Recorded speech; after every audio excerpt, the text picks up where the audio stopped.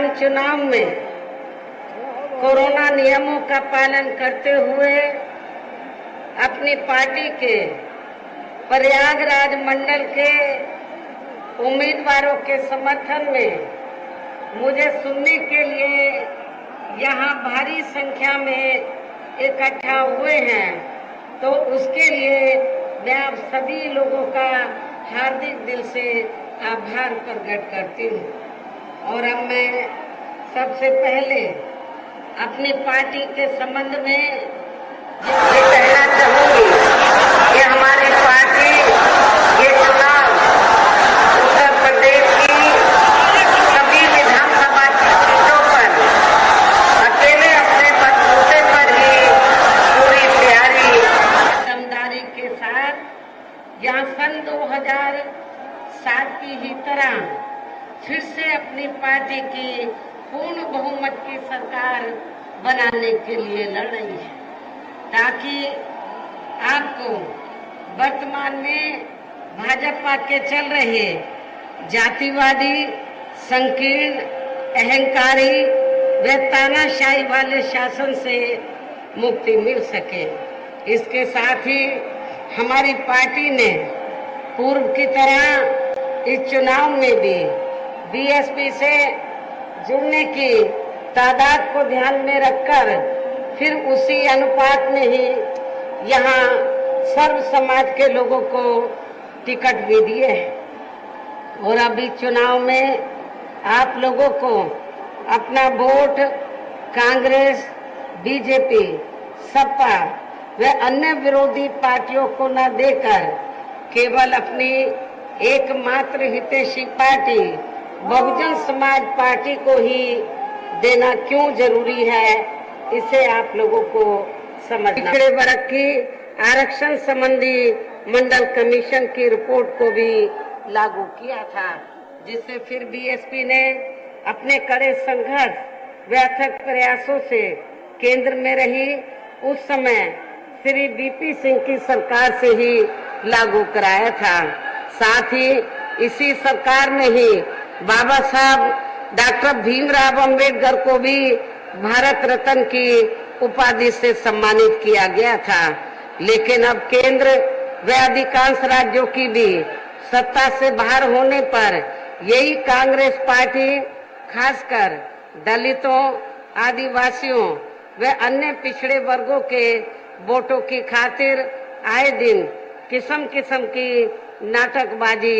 करती रहती है, जबकि इन वर्गों के व अन्य और मामलों में भी इस पार्टी की सच्चाई तो ये है कि कांग्रेस पार्टी जब सत्ता में आसीन होती है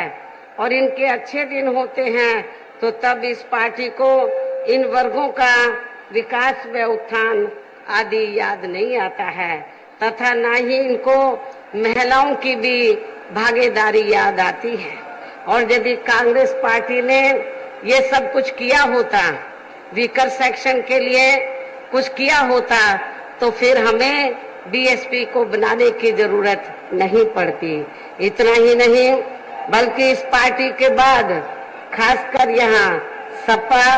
व बीजेपी आदि की बनी सरकार में भी यूपी की जनता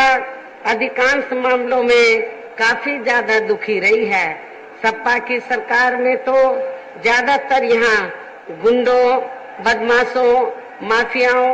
अराजक तत्वों व सरेआम लूट खसोट करने एवं दंगे आदि कराने वालों का ही राज था, जिसकी खास वजह से ही इस सरकार ने हमेशा यहाँ तनाव की स्थिति बनी हुई है। प्रदेश में विकास के कार्य भी ज्यादातर यहाँ एक विशेष क्षेत्र व एक विशेष समुदाय के लोगों तक ही खासकर दलितों एवं अति पिछड़े वर्गों के तथा इसके तत्वों, गुरुओं व महापुरुषों के आदि के प्रति तो अधिकांश हमें इनका जातिवादी रवैया ही देखने के लिए मिला है, जिसके अनेकों उदाहरण हैं। जैसे श्री अखिलेश यादव की सपा सरकार ने ही प्रदेश में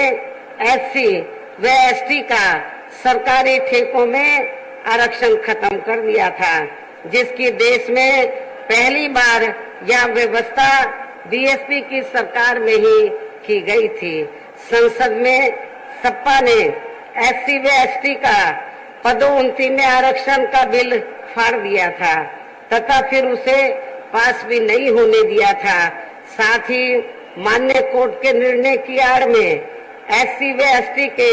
कर्मचारियों का गलत तरीके से डिमोशन भी कर दिया गया। सपा सरकार ने ही एससी व एसटी के छात्रों का विदेश जाकर पढ़ाई करने की योजना को खत्म कर दिया। एससी व एसटी के छात्रों का शून्य शुल्क पर प्रवेश समाप्त कर दिया गया। इसके साथ ही इन वर्गों के छात्रों की शुल्क प्रतिपूर्ति पर 60% की बाध्यता लगाकर उनकी छात्रवृत्ति रोकने का भी काम सपा सरकार में किया गया। इसी सपा सरकार ने सरकारी भूमि आवंटन में एससी व एसटी को मिलने वाली प्राथमिकता को खत्म कर दिया गया। साथ ही यही सरकार एससी व एसटी की भूमि खरीदने को लेकर नया संशोधन नियम लेकर आई, जिसमें बिना डीएम की अनुमति के कोई भी उनकी जमीन को खरीद सकता है, ताकि फिर इन वर्गों के लोगों की जमीन को आसानी से हथियाया जा सके। ऐसे अनेकों और भी इन्होंने विरोधी फैसले लिए। इसके अलावा दलित एवं अन्य पिछड़े वर्गों में जन्मे इनके महान संतों, गुरुओं व महापुरुषों आदि के सम्मान में हमारी सरकार ने जनहित की